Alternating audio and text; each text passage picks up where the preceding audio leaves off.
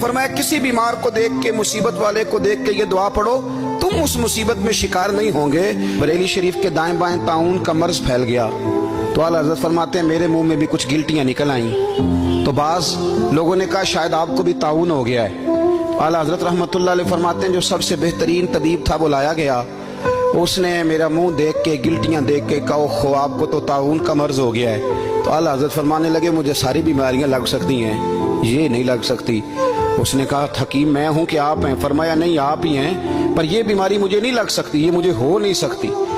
उसने इसरार किया तो आला हज़रत रहमतुल्लाह ताला अलैह उसको कहने लगे मियाँ तू जो मर्जी कर लेकिन मुझे ताउन का मर्ज नहीं हो सकता, ये बात तय है। वो नाराज होकर चला गया।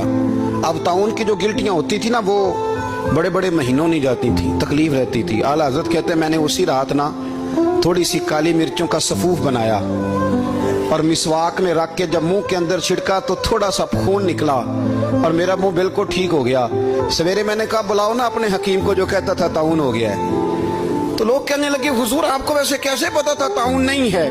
फरमाने लगे पता इस तरह था कि अल्लाह के रसूल सल्लल्लाहु अलैहि वसल्लम ने एक दुआ इरशाद फरमाई है। फरमाया किसी मरीज को देख के पढ़ लो अल्हम्दुलिल्लाहिल्लज़ी मिम्मब्तलाका बिही वफद्दलनी अला कसीरिम मिम्मन खलका तफदीला। हुजूर ने फरमाया किसी बीमार को देख के, मुसीबत वाले को देख के ये दुआ पढ़ो।